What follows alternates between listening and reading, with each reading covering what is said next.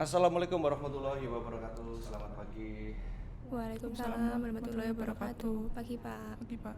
Nah, kali ini ada yang berbeda ya. Hari ini atau kesempatan ini saya ditemani oleh dua teman-teman kita ya, yang masih fresh pagi-pagi. Walaupun dalam keadaan puasa, mudah-mudahan semuanya tetap sehat walafiat. Amin. Nah, pada pagi hari ini saya dan rekan-rekan ini akan sedikit ya mengupas tentang masalah ketenaga kerjaan ya.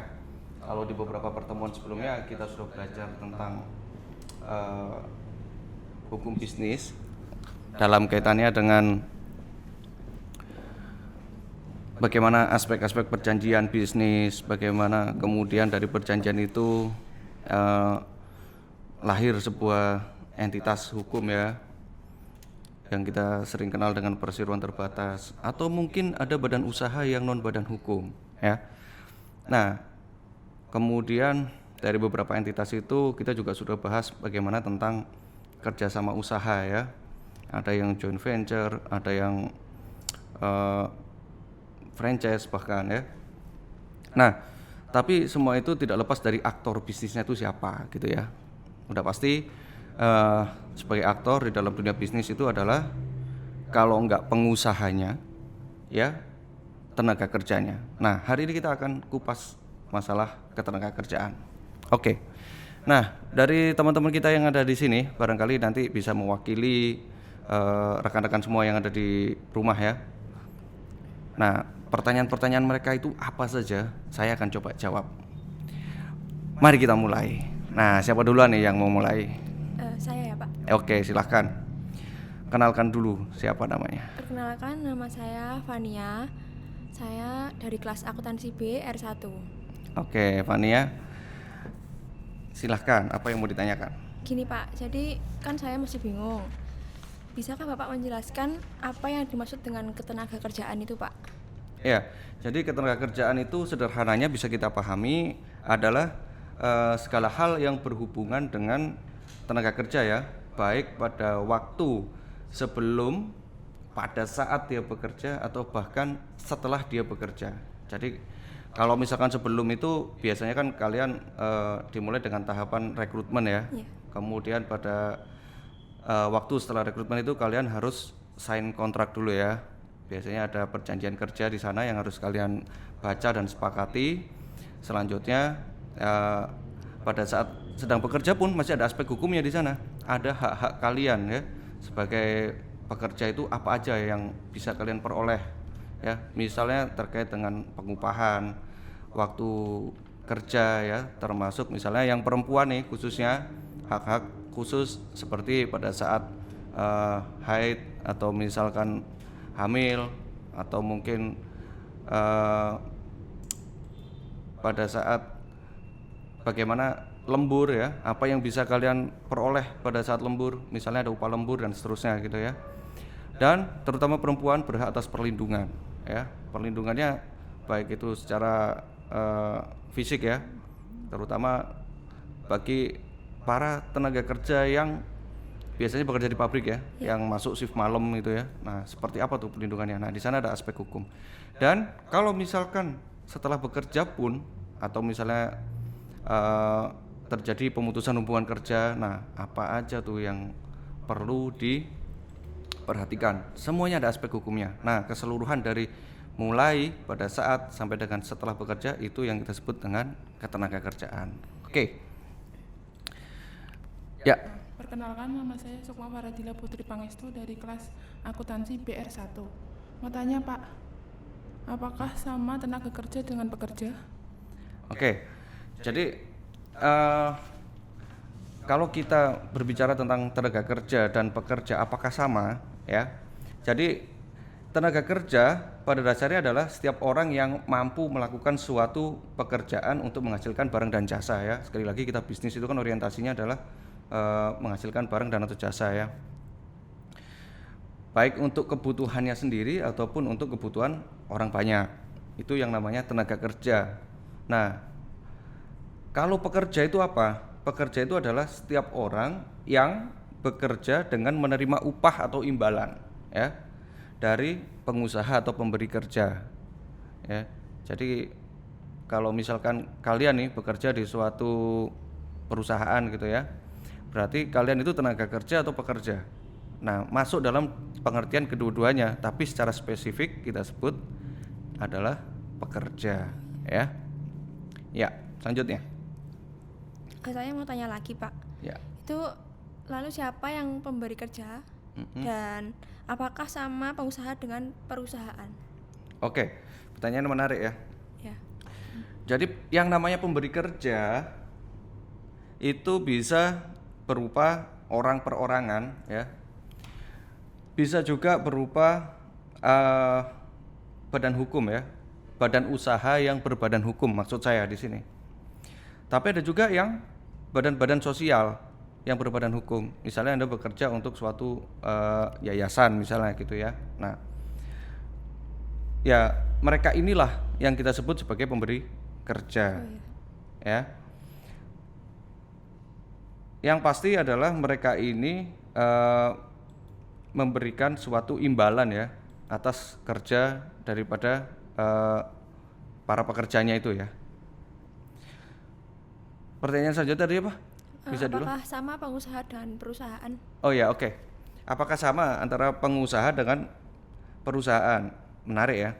Jadi yang disebut pengusaha itu satu orang perorangan ya. Bisa jadi ada seorang asisten rumah tangga gitu ya, bekerja pada orang perorangan ya di suatu rumah tangga gitu. Dan dia bukan pengusaha misalnya gitu ya, tapi dia misalnya pekerja pegawai negeri sipil misalnya gitu. Nah, dia bukan pengusaha, tapi dia orang perorangan yang memberi kerja untuk asisten rumah tangga tadi. Jadi itu pemberi kerja ya. Kemudian kalau pengusaha sendiri bisa jadi orang perorangan itu misalkan orang punya suatu usaha mandiri ya, misalnya membuka toko atau membuka klinik gitu ya. Nah, juga termasuk membuka warung. Itu dalam pengertian yang sederhana kita bisa sebut itu sebagai pengusaha ya. Yang pasti adalah orang yang menjalankan suatu usaha milik sendiri. Ya, Pak.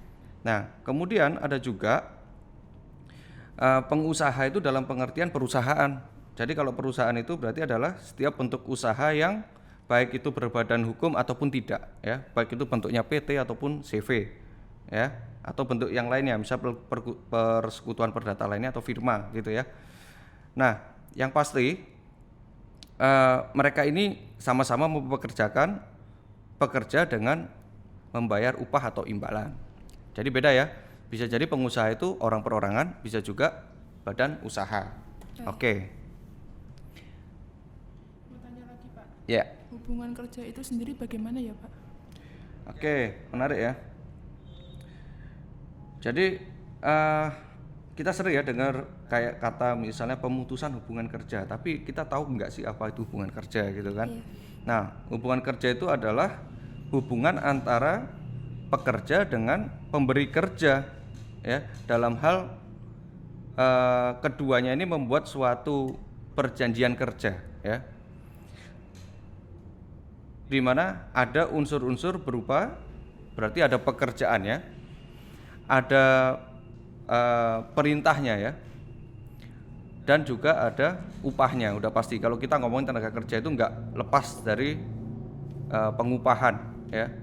Jadi sekali lagi hubungan kerja itu adalah hubungan antara pekerja dengan pemberi kerja yang biasanya itu timbul karena adanya suatu perjanjian kerja. Oke. Oh ya Pak, kan kalau kita kerja itu harus ada perjanjian kerja apa enggak ya Pak? Oke. Masih sering kita temukan di lapangan ya. Ya. Orang bekerja itu apakah harus membuat perjanjian kerja ya? Pada dasarnya semua orang yang bekerja itu pasti dimulai dari adanya suatu perjanjian ya, ada kesepakatan ya. Ada pihak pemberi kerja yang menawarkan ini ada pekerjaan. Kemudian ada orang lain yang menerima tawaran itu. Nah, tanpa disadari, sekalipun itu lesan, berarti itu sudah terjadi suatu perjanjian kerja. Hanya saja kalau menurut ketentuan perundang-undangan akan lebih baik kalau perjanjian kerja itu dibuat secara tertulis ya, untuk menjamin apa? Kepastian hukumnya, khususnya bagi si pekerjanya. Dalam perjanjian kerja, apakah diatur ketentuan waktu kerja, Pak? Ya, jadi pertama di dalam perjanjian kerja itu isinya ya, udah pasti adalah mengenai ya identitas si pekerjanya itu sendiri, kemudian ada syarat-syarat mengenai pekerjaannya ya, termasuk juga hak dan kewajiban para pekerja udah pasti ya, dan di mana selalu ada tanggal kapan pekerjaan itu dimulai dan kapan berakhirnya gitu ya. Jadi kalau misalkan pekerjaan itu kan ada yang untuk waktu tertentu ya, atau untuk waktu yang tidak tentu. Artinya dalam bahasa sederhana bisa kita pahami bahwa perjanjian kerja itu bisa jadi ada yang sifatnya pekerja kontrak ya, ada yang pekerja tetap. Nah seperti itu. Tapi udah pasti perjanjian itu ada awal dan akhirnya ya. Biasanya kita di perjanjian kerja, misalnya untuk pekerja yang tetap pun pada akhirnya akan berakhir juga perjanjian kerja itu, misalnya karena usia ya, sehingga memasuki masa pensiun seperti itu. Nah, mengenai perjanjian kerja ya, apakah diatur mengenai waktu kerja bagi pekerja ya? Ya, biasanya di ketentuan perundang-undangan kita itu sudah diatur ya mengenai waktu kerja bagi baik itu pekerja atau buruh ya pada suatu pengusaha. Pertama yang kita harus pahami adalah waktu kerja itu ada dua macam ya. Ada yang seminggu itu 6 hari kerja, artinya Senin sampai Sabtu mereka bekerja. Ada yang 5 hari kerja. Biasanya kita sering temukan itu di masyarakat ya. Kok ada yang hari Sabtu minggunya libur gitu ya. Nah ini berbeda. Kalau yang mereka bekerja 6 hari, itu biasanya untuk per 1 hari kerja, waktu kerjanya adalah 7 jam dalam 1 hari ya. Atau kalau dikumulasikan dalam 1 minggu itu 40 jam dalam 1 minggu. Tapi kalau mereka bekerja 5 hari, mereka hanya mempunyai waktu kerja dalam 1 hari itu adalah 8 jam ya. 8 jam dalam 1 hari. Dan sama juga kalau dikumulasikan dalam 1 minggu minimal ketemu waktu adalah 40 jam. Nah, tapi ini tidak mengikat ya, karena ada juga pekerjaan-pekerjaan di sektor usaha tertentu yang mungkin berbeda dari ketentuan ini, tapi itu pasti akan diatur oleh peraturan perundang-undangan yang lain. Lebih lanjut, silakan. Oh ya Pak, kalau tentang bagaimana ketentuan waktu kerja itu gimana ya Pak? Maksudnya penjelasannya lebih detail gitu. Oh, jadi seperti yang saya sampaikan tadi ya, ada dua hal tadi ya, mengenai kerja yang 5 hari atau 6 hari. Tapi lebih lanjut ada pengusaha itu biasanya kan ingin menambahkan jam kerja ya, karena mereka beranggapan untuk mencapai produktivitas tinggi mereka perlu waktu lebih gitu ya, sehingga pekerja diminta untuk bekerja lembur biasanya gitu ya. Nah, bagaimana ketentuan mengenai lembur itu? Boleh, biasanya lembur itu diberikan kalau menurut ketentuan Undang-Undang Ketenagakerjaan yang terdahulu ya, itu tidak boleh lebih dari 3 jam dalam 1 hari ya. Atau misalkan kalau dikumulasikan dalam 1 minggu itu total waktu lembur itu adalah 14 jam. Lalu pada saat misalkan pengusaha itu mau mengajukan permintaan untuk pekerjanya lembur, itu tidak bisa dia secara sepihak gitu ya, memaksa si pekerja untuk lembur gitu ya. Tetapi itu harus dengan persetujuan dari si pekerja itu sendiri. Ya, kira-kira seperti itu. Ya, terima kasih Pak. Dapatkah pengusaha secara sepihak memaksa pekerja untuk lembur, Pak? Iya, seperti yang saya sampaikan tadi ya. Pada prinsipnya lembur itu adalah kesepakatan dari eh, pengusaha dan pekerjanya ya. Walaupun pengusahanya ingin mencapai produktivitas tertentu, tapi kalau misalkan pekerjanya eh, sudah mencapai ambang batas kemampuannya gitu ya. Nah, mereka harus diberikan waktu untuk istirahat. Nah, khusus mengenai istirahat ini juga ada aturannya ya. Di dalam Undang-Undang Ketenagakerjaan, pengusaha itu mempunyai kewajiban untuk memberikan waktu istirahat dan cuti kepada pekerjanya. Kira-kira seperti itu. Oh ya. Ketentuannya kalau mengenai waktu istirahat sama cuti itu gimana ya, Pak? Begini, kalau waktu istirahat itu setiap pengusaha minimal memberikan kesempatan ya, waktu sebanyak setengah jam setelah bekerja 4 jam berturut-turut. Itu sebabnya kenapa biasanya kalau orang masuk kantor jam 8, jam 12 itu adalah waktu istirahat ya. Jadi setelah 4 jam kerja dari jam 8 sampai jam 12, minimal waktu istirahatnya adalah setengah jam. Cuman kita sering temukan di lapangan itu biasanya waktu istirahat kan 1 jam ya. Iya, Pak. Karena ada memberi kesempatan untuk beribadah, biasa seperti itu. Lalu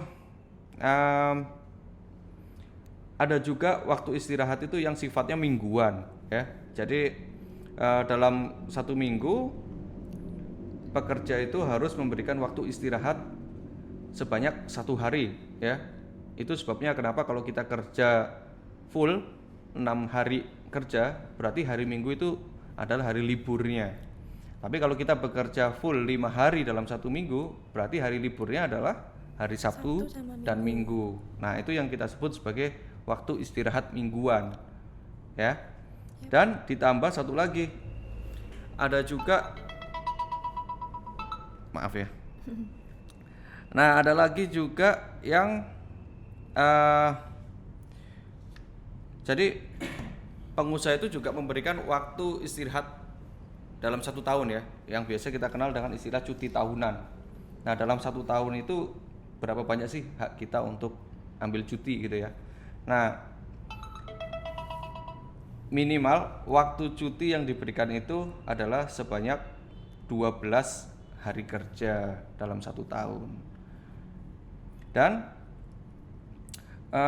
kalau kita sudah bekerja biasanya lebih dari 2 tahun ya, itu diberikan waktu istirahat panjang gitu ya, atau biasanya dikenal dengan istilah cuti panjang. Nah, cuti panjang itu diberikan untuk pekerja yang sudah bekerja minimal 6 tahun ya. Nah, misalnya mencapai tahun ke-6, Anda bisa mengajukan cuti panjang gitu. Nah, cuti panjang itu waktunya adalah 1 bulan. Beda ya. Kalau cuti tahunan tadi 12 hari kerja dan itu bisa diambil kapanpun, misalnya pada saat Lebaran atau pada saat bulan-bulan lainnya gitu ya. Jadi tidak sekaligus 12 hari dikumulasikan gitu. Anda bisa ambil itu untuk waktu tertentu. Tapi kalau cuti panjang itu Anda bisa ambil langsung dalam 1 bulan itu libur total gitu. Nah, itu bisa. Oke.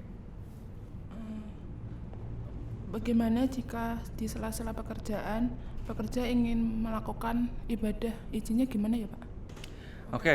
Jadi bahwa sekali lagi ya, Undang-Undang Dasar kita itu kan sangat menghormati masalah kebebasan beragama ya, sehingga termasuk di dalam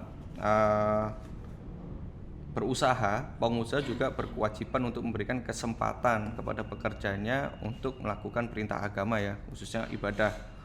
Nah, ini juga diatur di dalam Undang-Undang Ketenagakerjaan. Jadi setiap pengusaha wajib memberikan kesempatan yang cukup untuk pekerja melakukan ibadah. Ya Pak, kan kalau perempuan tuh semisal dia hamil, maksudnya badannya kan rentan ya Pak. Jadi itu kalau misalnya perempuan pekerja yang sedang hamil tuh apakah boleh atau ada ketentuannya untuk melanjutkan pekerjaan atau gimana Pak? Ya, jadi pada prinsipnya undang-undang itu kan memberikan perlindungan ya kepada pekerja khususnya perempuan.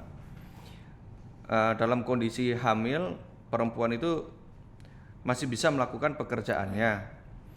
Nah, tapi dia juga punya hak untuk meminta kepada pengusaha agar dalam waktu 1,5 bulan ya, 1,5 bulan sebelum melahirkan dia bisa diberikan kesempatan untuk beristirahat. Oh iya, Pak. Dan 1,5 bulan kemudian pasca melahirkan, biasanya kan itu kan intensif ya untuk menyusui anak dan seterusnya. Jadi kalau di total biasanya waktu libur atau waktu istirahat untuk wanita hamil itu ya total ya kurang lebih 3 bulan. Iya, Pak. Apakah buruh mempunyai hak selain mendapatkan upah, Pak? Selain mendapatkan upah itu hak apa aja yang didapatkan oleh buruh dari perusahaan atau pabrik? Iya. Jadi selain upah atau imbalan yang diberikan oleh pengusaha ya, ada hak-hak yang sifatnya itu konstitusional ya, atau yang dilindungi oleh undang-undang. Di antaranya setiap pekerja atau buruh itu punya hak untuk memperoleh perlindungan. Perlindungan atas apa? Perlindungan untuk kesehatan dan keselamatan kerja ya. Itu sebabnya kenapa di banyak perusahaan itu masalah K3 ya, kesehatan dan keselamatan kerja itu menjadi concern ya bagi semua perusahaan. Karena itu adalah kewajiban bagi pengusaha untuk melindungi pekerjanya. Kemudian setiap pekerja juga berhak atas perlindungan yang berkaitan dengan moral dan kesusilaan. Sehingga kalau misalkan kita yang bekerja di pabrik, apalagi pada saat malam juga masih harus masuk gitu ya, dan khususnya perempuan, itu perlu perlindungan ya berkaitan dengan aspek-aspek moral atau kesusilaan ini. Yang pada prinsipnya perlindungan ini juga tidak semata-mata diberikan untuk keselamatan kerja, tapi juga untuk menjaga harkat dan martabat pekerja itu sebagai manusia. Mereka bukan objek yang dipekerjakan seperti layaknya robot ya, tapi mereka tetap manusia. Ya. Jadi ini Pak, saya mau tanya, kalau suatu ketika ada karyawan yang hendak melakukan tindakan asusila disertai ancaman kekerasan kepada karyawati, itu apakah ada sanksinya Pak terhadap karyawan itu? Iya, jadi berkaitan dengan kasus-kasus seperti itu ya, ini kasus yang bukan paling ya, yang beberapa waktu lalu itu banyak juga dikeluhkan oleh tenaga kerja yang biasanya bekerja di pabrik dan harus masuk di shift malam ya. Nah, berkaitan dengan tindakan-tindakan asusila ini ya, undang-undang berkaitan dengan ketenaga kerjaan itu juga sudah mengatur mengenai hal ini, sehingga pengusaha atau perusahaan itu bisa menjatuhkan sanksi kepada pekerja yang melakukan tindakan-tindakan seperti ini ya. Dan ini merupakan kesalahan berat ya, suatu kesalahan yang bisa berujung pada pemutusan hubungan kerja ya. Jadi nggak main-main.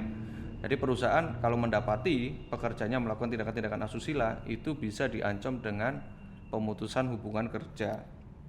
Nah, selain tindakan-tindakan asusila tadi, ada juga tindakan-tindakan lain yang termasuk dalam kategori kesalahan berat. Sehingga ini penting ya untuk diperhatikan bagi siapapun yang bekerja. Pertama, jangan melakukan tindakan misalnya penipuan ya, atau pencurian. Ini sering terjadi ya, mencuri barang-barang milik perusahaan atau menggelapkan ya, barang atau uang milik perusahaan ya. Kemudian juga termasuk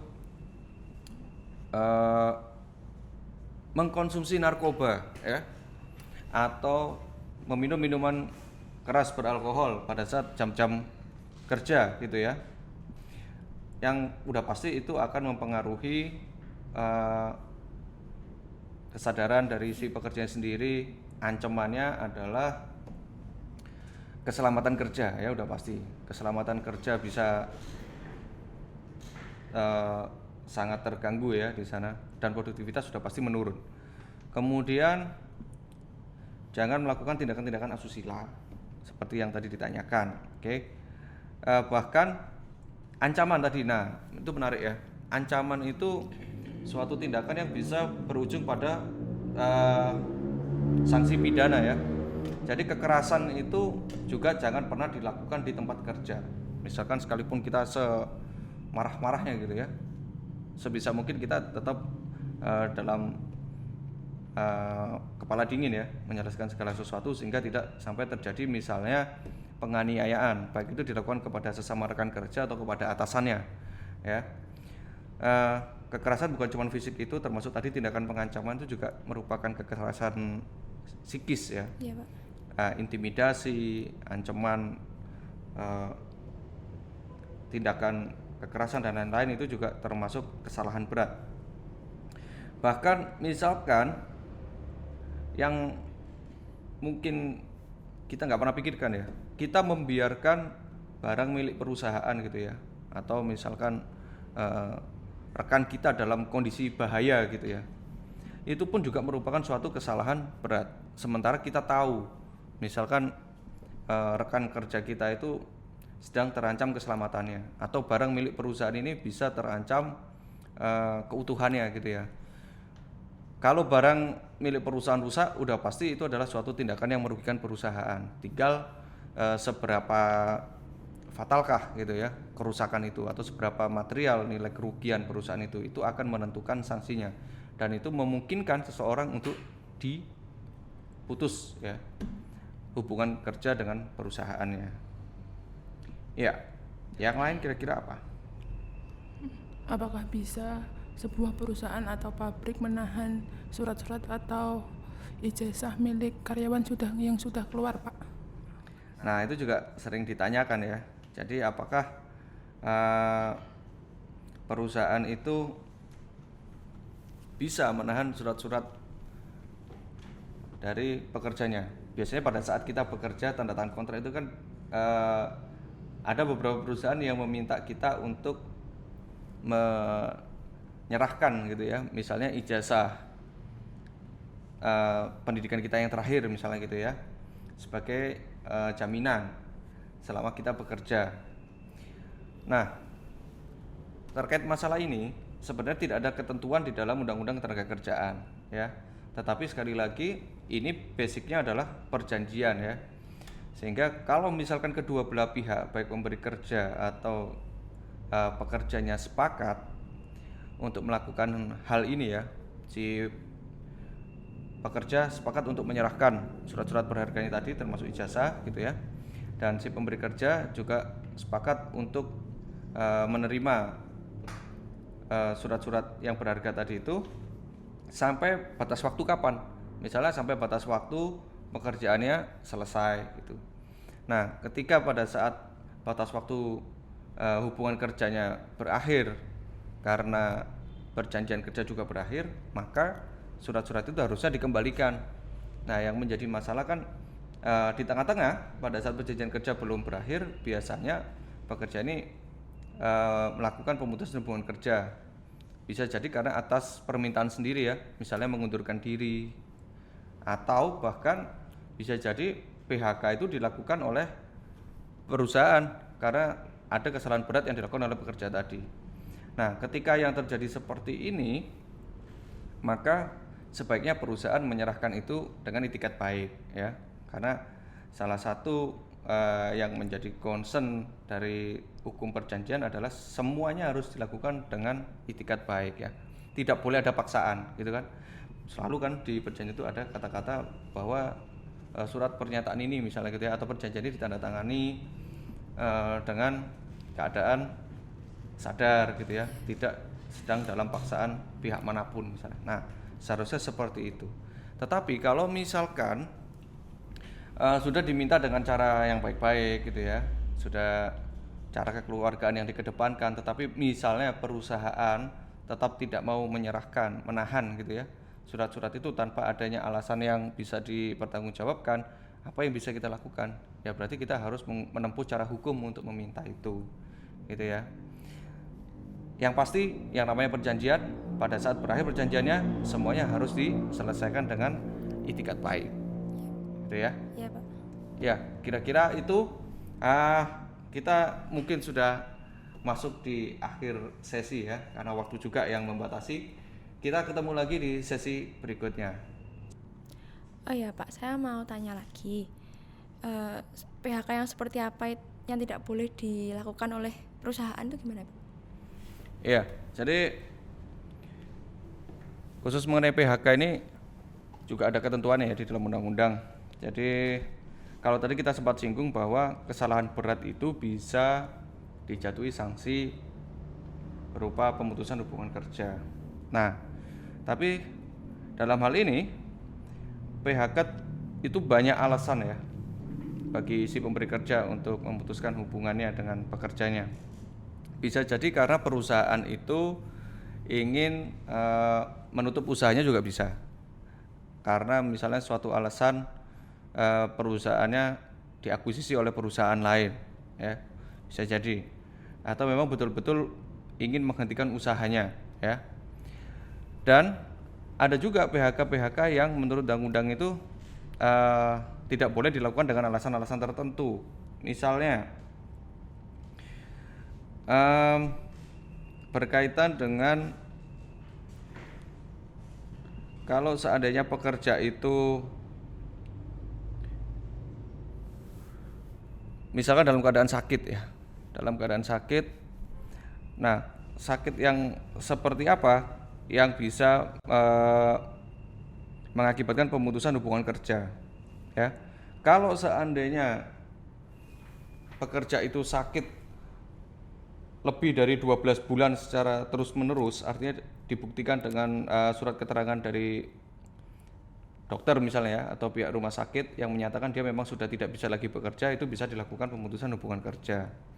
Tetapi kalau kurang dari masa itu, artinya dia sakit ya, menurut pihak rumah sakit atau dokter dinyatakan masih bisa bekerja dan tidak lebih dari 12 bulan secara berturut-turut, itu tidak bisa dijadikan alasan untuk melakukan pemutusan hubungan kerja. Nah, yang lainnya,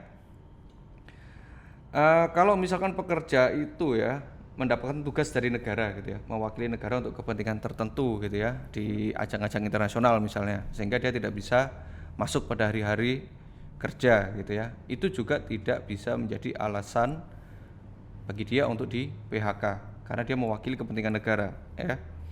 Kemudian seorang pekerja yang melakukan perintah agama, misalnya naik haji ya, naik haji itu kan cukup makan waktu ya. Nah, ketika orang naik haji sepulang dari tanah suci tiba-tiba di PHK, nah itu juga tidak bisa dijadikan suatu alasan yang dapat dibenarkan untuk melakukan PHK ya.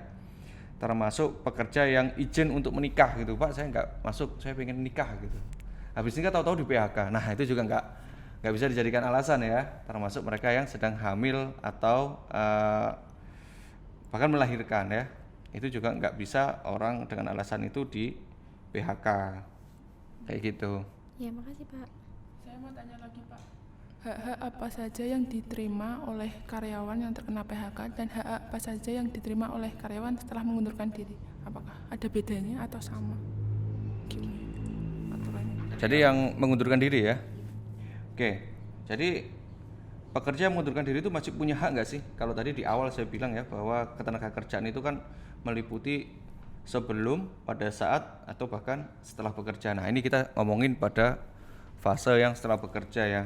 Kalau ada pekerja yang mengundurkan diri itu apakah dia masih punya hak ya? Khususnya pekerja yang mengundurkan diri itu kita bisa anggap adalah pemutusan hubungan kerja karena permintaan sendiri ya, atau kemauan sendiri. Nah biasanya ini harus dilakukan dengan permohonan ya, biasanya 30 hari sebelum tanggal efektif mengundurkan dirinya dan tidak sedang dalam ikatan dinas biasanya gitu. Dan kemudian dia masih tetap melakukan kewajibannya sampai dengan tanggal mulai pengunduran dirinya. Nah karena dia masih melakukan banyak hal ini, otomatis kepada dia diberikan hak berupa uang pisah ya. Jadi uang pisah itu diberikan karena dia sudah selesai ibaratnya masa baktinya terhadap perusahaan gitu ya. kemudian juga diberikan UPH ya. Jadi UPH dan uang pisah itu yang bisa diberikan kepada pekerja yang mengundurkan diri. Nah, besarnya berapa itu relatif ya, tergantung dari perusahaannya. Tapi biasanya uang pisah dan UPH ini itu diberikan kepada pekerja yang bekerja sekurang-kurangnya biasanya 3 tahun ya. Kalau misalnya kurang dari masa itu kan dianggap masih belum cukup produktivitasnya terhadap kinerja perusahaan ya. Nah, kira-kira seperti itu. Oh iya Pak, kalau semisal saya tuh di PHK tapi saya keberatan dengan keputusannya dari perusahaan tuh, saya bisa melakukan apa ya Pak? Oke, jadi ini pertanyaan yang menarik nih. Saya tunggu-tunggu nih pertanyaan dari tadi. Jadi kalau seandainya ada orang yang merasa keberatan dengan pemutusan hubungan kerja, apa yang bisa dia lakukan ya? Jadi ada kalanya pekerja dengan pemberi kerja itu berselisih paham ya, berselisih paham atau saling bertentangan gitu kehendaknya, terutama berkaitan mengenai hak-hak ya, dan hak pekerja dan masalah pemutusan hubungan kerja ini. Nah, di dalam ketenagakerjaan itu dikenal dengan istilah perselisihan hubungan industrial ya, di mana terdapat pertentangan antara pengusaha gitu ya dengan gabungan, biasanya gabungan pekerja ya, atau yang biasa kita kenal dengan istilah serikat pekerja. Jadi pekerja itu dia boleh menyalurkan aspirasinya gitu ya, dengan membentuk suatu wadah organisasi yang disebut dengan serikat pekerja. Kenapa? Karena pekerja itu biasanya jumlahnya banyak ya, tidak cuma puluhan, bahkan ratusan atau ribuan. Nah, kalau misalkan masing-masing orang ini menyampaikan aspirasinya ke perusahaan, itu tentu akan ada kerepotan tersendiri, sehingga perlu dibentuk suatu serikat pekerja, di samping untuk memudahkan tapi juga untuk menambah posisi tawarnya ya, untuk menguatkan posisi tawar pekerja. Nah, mengenai masalah hubungan industrial ini ya, ada perselisihan hubungan industrial, itu ada lembaga yang sifatnya tripartit. Tripartit itu 3 partai ya, 3 pihak maksudnya. Ada unsur dari organisasi pengusaha yang saya sebut serikat pekerja tadi atau serikat buruh ya. Kemudian ada yang wakil juga dari pemerintah. Biasanya kalau di daerah itu diwakili oleh dinas ketenagakerjaan setempat gitu ya. Nah, penjelasan hubungan industrial ini nantinya akan diselesaikan oleh 3 pihak ini ya, dengan jalan melakukan berbagai cara, termasuk diantaranya adalah melakukan mediasi. Mediasi itu penengahnya adalah misalnya dari unsur pemerintah tadi, dia akan menjembatani apa yang menjadi aspirasi dari pekerja dan apa yang menjadi keinginan dari pemberi kerja. Nah, penyelesaiannya dalam konteks musyawarah ya, jadi diselesaikan secara kekeluargaan.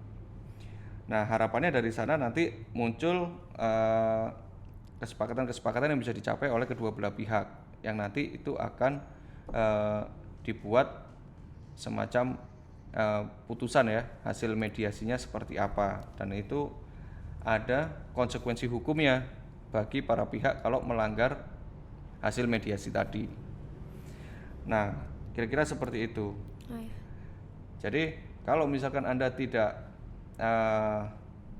merasa keberatan gitu ya dengan PHK yang dilakukan oleh perusahaan, misalnya karena alasan-alasan yang tidak bisa diterima gitu ya, harus kemana kita menyampaikan aspirasi ini? Anda bisa menyampaikan itu biasanya pertama kali kepada serikat pekerja, karena nanti merekalah yang akan bernegosiasi dengan pihak perusahaan ya. Ya Pak. Apakah bisa pekerja di PHK atas pengaduan dari orang lain? Oke.